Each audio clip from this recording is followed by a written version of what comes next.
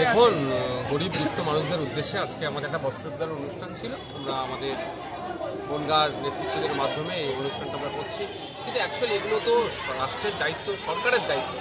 সরকার ব্যর্থ হচ্ছে বলে আমরা সরকারকে একটু জানিয়ে দেওয়ার জন্য আজকে আমাদের অনুষ্ঠান।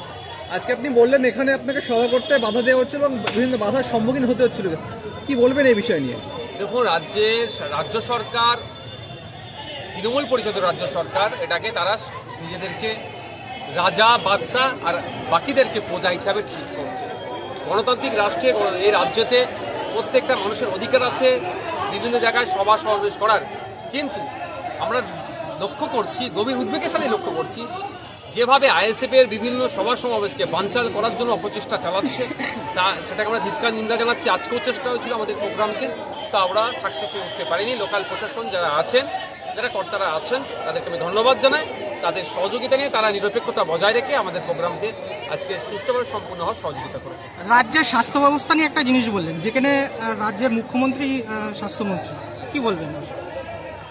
দেখুন, রাজ্যের স্বাস্থ্য ব্যবস্থা তলানিতে চলে গেছে। আমি দায়িত্ব নিয়ে বলছি, বিভিন্ন হসপিটালে দেখুন, এখন সরকারি হসপিটালে সেলাইন, ঔষধের ঠিকমতো যোগান নাই। যেখানে মৌলিক অধিকারের মধ্যে পড়ছে, জনগণ অসুস্থ হলে তাকে সুস্থ করার দায়িত্ব হচ্ছে রাষ্ট্রের, সেই রাষ্ট্র আজকে সম্পূর্ণরূপে ব্যর্থ। এই ব্যর্থতার দায় ঢাকার জন্য হাতে একটা স্বাস্থ্যসাথী কার্ড ধরিয়ে দেওয়ার চেষ্টা করছে ও আয়ুষ্মান কেন্দ্র, আয়ুষ্মান ভারত কার্ড দিয়ে বাদ বেঁচে যাওয়ার চেষ্টা করছে। কিন্তু আমি রাষ্ট্রের নাগরিক, আমি অসুস্থ হয়েছি, আমাকে স্বাস্থ্য পরিষেবা রাষ্ট্রকে দিতে হবে। তার যখন দরকার লাগবে ঔষধ, সেটা দিতে হবে। যখন স্যালাইনের প্রয়োজন হবে, সেটা দিতে হবে। যখন বিভিন্নভাবে আপনার আলট্রাসোনোগ্রাফি থেকে শুরু করে, ইউএসজি থেকে শুরু করে, এক্সরে থেকে শুরু করে যে পরিষেবাটা দরকার, সেটা নাগরিককে দেবে। এটা সম্পূর্ণরূপে ব্যর্থ হয়েছে। আপনারা কদিন আগে দেখলেন, গতকাল কি মনে হচ্ছে, কলকাতায় একটা নামি দামি মেডিকেল কলেজের থেকে একটা চিঠি লিখছে যে পর্যাপ্ত পরিমাণে স্যালাইন নাই, সেটাকে সরবরাহ করার জন্য। তাহলে এটা কি হচ্ছে?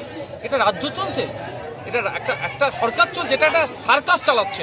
এই জন্যই রাজ্যের যিনি স্বাস্থ্যমন্ত্রী আছে, সেটাকে জন্য, এটা সমাধানের জন্য পন্থা আছে, সেই পন্থা নিতে চাইছেন না। দেখুন, সব জায়গায় যদি সঠিকভাবে চালানোর চেষ্টা করে, তাহলে বিরোধীদেরকে একটা সে রাখা দরকার। বিরোধীরা হচ্ছে একটা আয়নার মতো, ভুলটাকে ধরিয়ে দেবে। কিন্তু দুর্ভাগ্যের বিষয়, যখনই আমরা বিরোধীরা আমাদেরকে ধরানোর চেষ্টা করছি সরকারে, তখনই মিথ্যা মামলা দিয়ে আটকে রাখার চেষ্টা করছে, না আর এই মিটিং মিছিল করলে বিভিন্ন কলে কৌশলে আমাদেরকে আটকানোর চেষ্টা করছে। আপনি বললেন রাজ্যে বঙ্গ সম্মেলনের নামে মৎসব হচ্ছে, কি বলবেন এই বিষয়ে? জনগণের ট্যাক্সের টাকাটা রাজ্য সরকার উচ্ছন্নে দিচ্ছে, এই শিল্প সম্মেলনের নামে এটাকে মৎসবে পরিণত করেছে। 17 লক্ষ 600 কত কোটি টাকার কত হাজার কোটি টাকার একটা এই বিগত বছরগুলোতে ইনভেস্ট করবে বলে অঙ্গীকার করেছিল, কিন্তু ইনভেস্ট কত হয়েছে? 5%-এর নিচে ইনভেস্ট হয়েছে। তাহলে এই ইনভেস্ট করার জন্য যারা আসছে, খাচ্ছেন, স্টার হোটেলে থাকছে, এক একটা প্লেটের খরচ প্রায় 4200 টাকা। টাকাটা কে দিচ্ছে? জনগণের ট্যাক্সের টাকা। সে টাকায় ফিডব্যাক কি পাচ্ছে? কর্মসংস্থান কত তৈরি হচ্ছে, কত মানুষ উপকৃত হচ্ছে, কত বাংলার রাজস্ব বেড়েছে, সেগুলো ডেটাগুলো দিচ্ছে? সেগুলো দিচ্ছে না, কিন্তু একটা সংখ্যা বলে বেরিয়ে যাচ্ছে। সেই সংখ্যার খেলা তো আমরা ভালো করে জেনে গিয়েছি। কুম্ভ মেলায় যে পদপিষ্ট হয়ে মানুষ মরছেন, আপনি বললেন যোগী সরকার কুম্ভ মেলার আয়োজনে সম্পূর্ণ ব্যর্থ, কি বলবেন?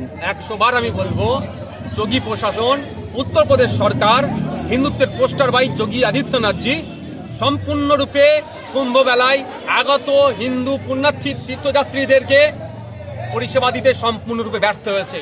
এই যে ঘটনা ঘটেছে, প্রশাসনিক দায় নিতে হবে এবং অবিলম্বে তাকে ওখানে পদত্যাগ করতে হবে, দাবি আমি করছি। সবসময় হিন্দুত্বের কথা বলে, হিন্দুদের বাঁচাবার কথা বলে, কিন্তু যখন হিন্দুরা তাদের ধর্মীয় কাজের জন্য তারা গিয়েছে, সেই জায়গায় তাদেরকে সুন্দরভাবে পরিষেবা দিতে ব্যর্থ হয়েছে। ফলে কি হচ্ছে? এত মানুষ ক্ষতিগ্রস্ত হয়েছে। এই ক্ষতিগ্রস্তের দায় তাদের নিতে হবে এবং প্রত্যেককে পর্যাপ্ত পরিমাণে উত্তরপ্রদেশ সরকারকে ক্ষতিপূরণের ব্যবস্থা করতে হবে এবং এই দায়ী ব্যর্থতাকে স্বীকার করে যোগী আদিত্যনাথজিকে পদত্যাগ করতে হবে।